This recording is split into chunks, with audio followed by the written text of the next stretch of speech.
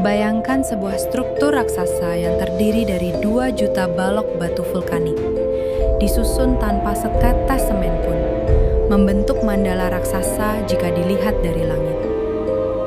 Selama ratusan tahun, ia tersembunyi di bawah lapisan abu vulkanik dan rimbunnya hutan rimba Jawa, seolah-olah dunia sengaja ingin melupakannya.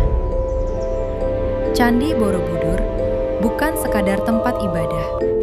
Ia adalah teka-teki matematika, astronomi, dan teknik sipil yang melampaui zamannya.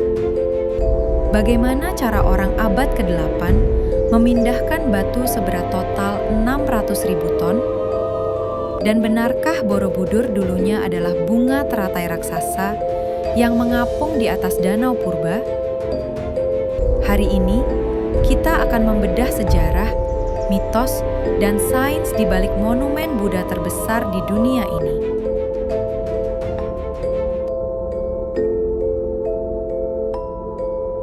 Dibangun sekitar tahun 780 Masehi, pada masa kejayaan dinasti Shailendra, Borobudur membutuhkan waktu sekitar 75 hingga 100 tahun untuk selesai.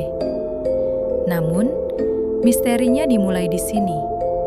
Mengapa tak lama setelah selesai, candi ini ditinggalkan? Teori populer menyebutkan adanya letusan dahsyat Gunung Merapi yang memaksa perpindahan pusat kerajaan ke Jawa Timur. Borobudur pun tidur dalam pelukan debu dan semak belukar selama berabad-abad. Hingga Sir Thomas Stamford Raffles menemukannya kembali pada tahun 1814 setelah mendengar desas-desus penduduk lokal tentang bukit penuh batu berukir. Tanpa teknologi modern, bagaimana mereka melakukannya? Para ahli menemukan bahwa batu-batu di Borobudur dipahat dengan sistem interlocking atau sambungan antar batu yang saling mengunci, seperti Lego raksasa. Teknik ini membuat candi sangat stabil terhadap gempa bumi. Namun, yang lebih mengejutkan adalah Kamadhatu, bagian kaki candi yang sengaja ditimbun tanah. Ada 160 relief tersembunyi di sana, yang menggambarkan perilaku manusia yang penuh dosa. Mengapa bagian yang sangat detail ini harus ditutupi? Apakah karena alasan teknis untuk memperkuat struktur? Atau ada pesan spiritual yang terlalu gelap untuk diperlihatkan? Seorang seniman Belanda bernama W.O.J. Nieuwenkamp pada tahun 1931 melontarkan teori gila.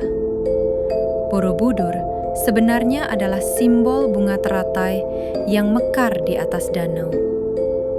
Penelitian geologi terbaru memang menemukan bukti endapan sedimen yang menunjukkan bahwa kawasan Kedu dulunya memang sebuah danau purba. Tak hanya itu, Borobudur diduga berfungsi sebagai jam matahari raksasa. Posisi stupa dan bayangannya memiliki kaitan erat dengan titik balik matahari, solstice, menunjukkan bahwa arsitek masa lalu memiliki pemahaman astronomi yang sangat maju.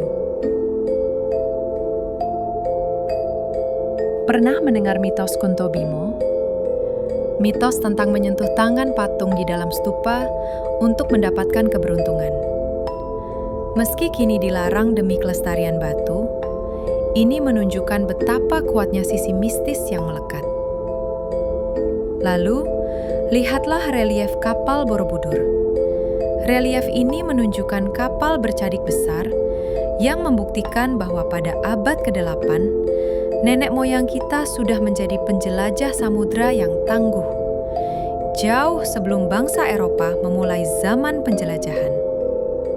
Borobudur lebih dari sekedar tumpukan batu. Ia adalah perpustakaan raksasa yang menyimpan 2.672 panel relief dan 504 patung Buddha.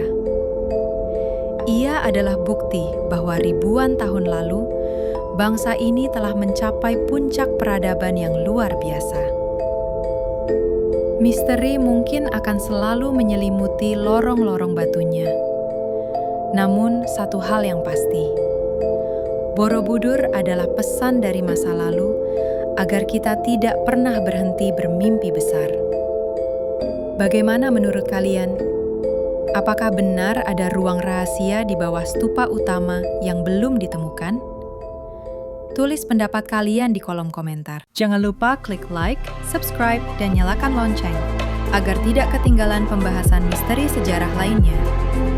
Saya Arasya Sofia, sampai jumpa di video berikutnya.